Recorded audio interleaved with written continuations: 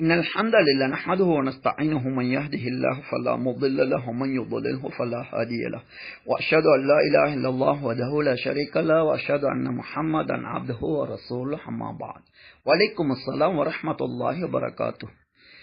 ஜனாஸா தொழுகையின் போது நான்காவது தக்பீரின் பிறகு ஏதேனும் பிரார்த்தனை செய்வது நபி வழியா அல்லது மக்கா மதீனாவிலே செய்யப்படுகின்ற விதத்தில் நான்காவது தக்பீரின் பிறகு சலாம் கொடுப்பதுதான் நபி வழியா என்று அடுத்து ஒரு கேள்வி தொடுக்கப்பட்டுள்ளது.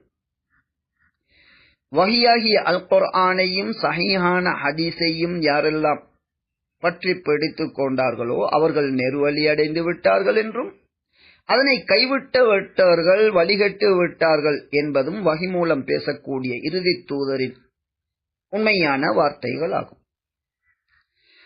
அதன் அடிப்படையில் சுவனம் செல்லுவதற்கு அந்த தூதரை முற்று முழுதாக மார்க்க விடயங்களிலே பின்பற்றுவது என்பது கட்டாய கடமையாகும். ஜனாஸா தொழுகை நடத்திய நபி அவர்கள் நான்காவது தக்பீரின் பிறகு பிரார்த்தனை புரிந்தார்கள் என்பது ஹதீஸிலே இருக்கின்றதா என பார்த்தால் சஹீஹான எந்த ஒரு ஹதீஸிலும் அப்படி கிடையாது. மக்கா மதீனாவில் உள்ளவர்கள் செய்வது இஸ்லாமா என கேட்டால் இஸ்லாத்தை அறிந்து கொள்வதற்கு அது ஒரு அளவுகோல் கிடையாது.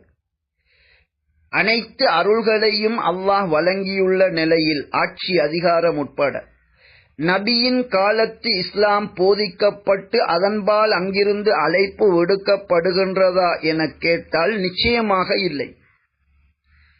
பல்வேறு பிதஅத்துக்களும் சுன்னாவிற்கு முரணான விடயங்களும் அங்கே காணப்படுகின்றன.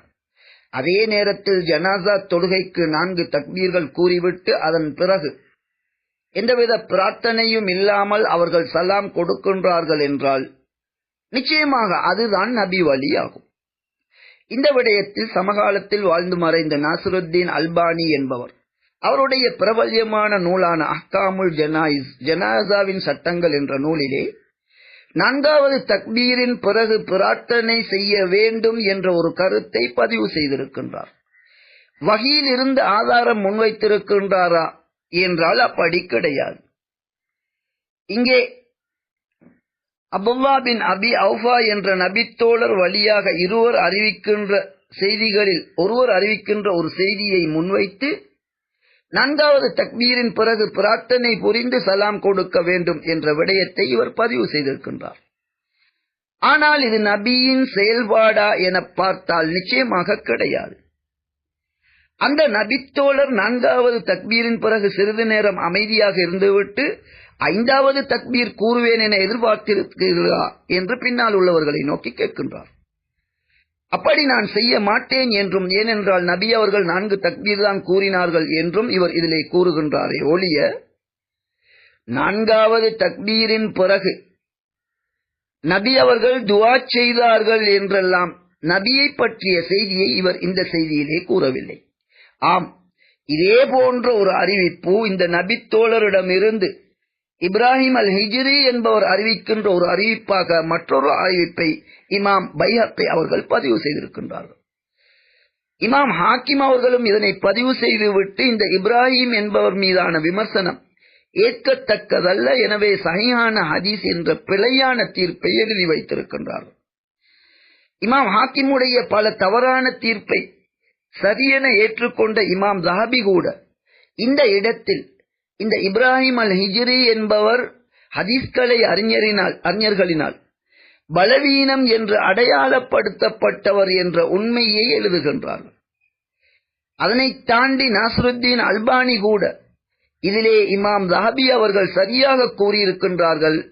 இவ்வாறு நபி அவர்கள் 4வது தக்பீரின் பிறகு அமைதியாக இருந்து பிரார்த்தித்தார்கள் என்ற அறிவிப்பு இது பலவீனமானதுதான் என்பதை நாசிருத்தீன் அல்பானி கூட ஏற்றுக்கொள்ளுகின்றார். எனவே நபி தோழர் ஒருவர் செய்ததாக நாசிருத்தீன் அல்பானி ஒரு அறிவிப்பை முன்வைத்து இது முஸ்லிம்கள் பின்பற்ற வேண்டிய சுன்னாவின் ஒரு முறை என்று எழுதியிருப்பது முற்றிலும் மறுக்கத்தக்கது. அது சஹீஹான ஹதீஸில் உள்ள விடயம் கிடையாது.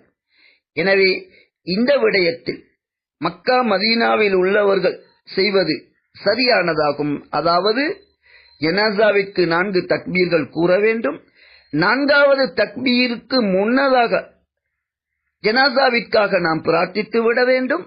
4வது தக்பீரின் பிறகு வெறுமனே சலாம் கொடுப்பதுதான் அங்கு மீதமுள்ள விடயமாகும். எனவே 4வது தக்பீரின் பிறகு ஜனாசா தொழுகையின் போது பிரார்த்தனை செய்வதென்பது ஹதீஸ் கலையில் பெரும் சேவையாற்றி மறைந்த நாசருத்தீன் அல்பானி உட்பட ஒரு சிலர் கூறுகின்ற ஆதாரமற்ற பிழையான முறைமையாகும். ஜனாசா தொழுகின்ற போது 4 தக்பீர்கள் நபி அவர்கள் கூறியது போன்று கூறி அதன் பிறகு சலாம் கொடுப்பதே வஹி மூலம் வழிகாட்டிய நபி அலைஹி ஸலாத்து வஸலாம் அவர்களுடைய முறைமையாகும். இதற்கு மாற்றமாக 4வது தக்பீரின் பிறகு பிரார்த்திப்பதென்பது ஒரு பிழையான தீர்மானமாகும். நிச்சயமாக அது நபி வழி கிடையாது. சஹீஹான ஹதீஸில் இருந்து அதற்கு எந்த ஆதாரமும் கிடையாது.